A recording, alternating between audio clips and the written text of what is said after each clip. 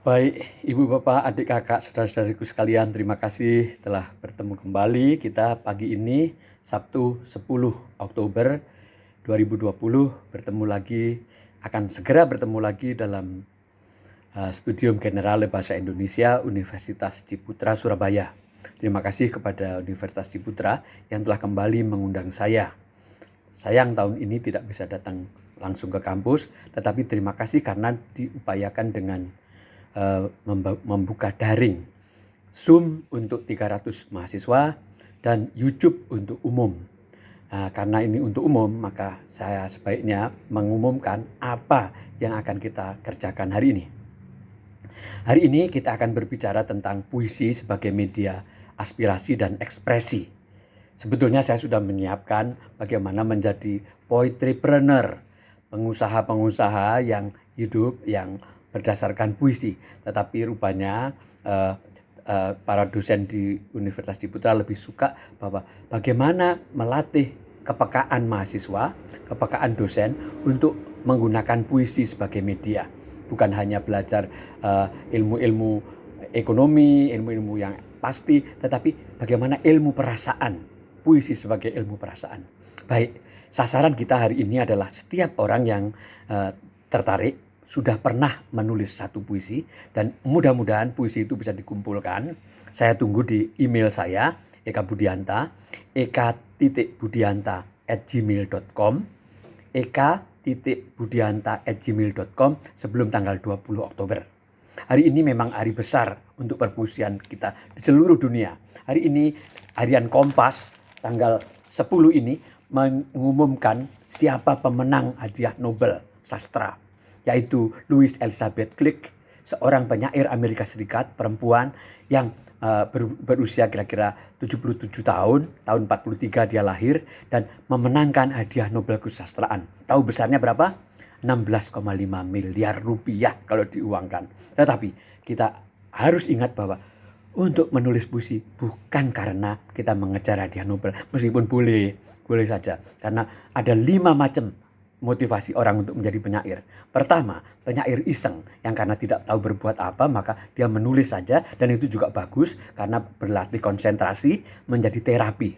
Kedua, pujangga keraton, orang-orang yang memang mendapat kehormatan untuk menulis puisi. Misalnya pejabat yang didaulat untuk membaca puisi atau menulis puisi tiba-tiba untuk kepentingan masyarakat, untuk pilkada, untuk segala macam kampanye-kampanye itu, dan untuk pertemuan-pertemuan yang resmi, juga untuk berdoa kadang-kadang. Yang ketiga adalah penyair proyek, orang-orang yang tidak pernah menulis puisi, tetapi karena ada iming-iming, ada hadiah, ada lomba besar, hadiahnya 10 juta gitu, oke, malam itu juga berusaha menulis puisi. Termasuk juga setelah dengar bahwa hadiah Nobel puisi untuk sastra itu 16,5 miliar. Nah, itu siapa yang tidak tertarik menulis puisi? Keempat adalah orang-orang yang terpaksa menulis puisi karena pekerjaannya. Orang-orang yang memang bekerja sebagai penyair dalam tanda petik dalam bentuk iklan. Membuat iklan di televisi, membuat iklan di radio, membuat iklan koran. Sehingga kalau tidak berpuisi, dia tidak makan. Maka harus berpuisi. Dan kelima adalah orang-orang yang saya ingin hari ini kita panggil, yaitu menjadi penyair karena panggilan hidupnya. Menjadi penyair karena suka berpuisi, karena cinta bahasa, karena suka, dan puisi itu asik karena membawa kebahagiaan buat orang lain, memberi makna yang lebih pada hidup ini, membuat hidup ini pantas dijalani dan pantas dikenang untuk selamanya.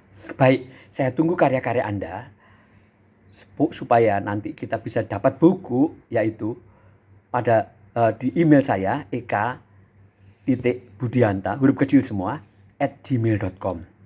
Sebagai kuncinya, Anda bisa menulis puisi rahasia hidup Anda. Apa yang paling penting Anda rasakan selama ini? Kalau nanti malam meninggal dunia misalnya, apa yang Anda tulis? Apa yang ingin Anda wariskan kepada masyarakat, kepada bangsa, pada negara, pada dunia? Apa? Kunci lain, Anda bisa mulai dari kata-kata yang Anda paling sukai. Kata kerja apa yang Anda paling sukai? Kata benda apa yang Anda paling sukai? Dan kata sifat apa yang Anda paling sukai? Dan terakhir, Anda bisa juga menulis tentang hal yang Anda paling takuti. Apa yang Anda paling takuti? Saya tunggu minimal 3 baris, maksimal 20 baris. 3 baris itu hari ini kita akan belajar menulis haiku, yaitu puisi 3 baris dari Jepang dengan formula 5 suku kata pada baris pertama, 7 suku kata pada baris kedua, dan 5 suku kata pada baris ketiga.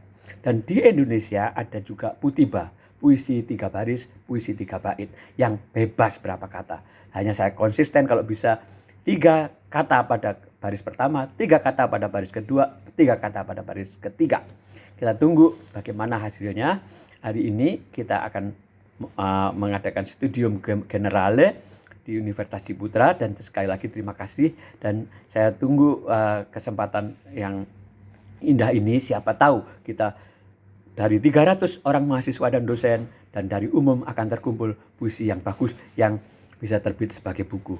Ya, saya tunggu ya.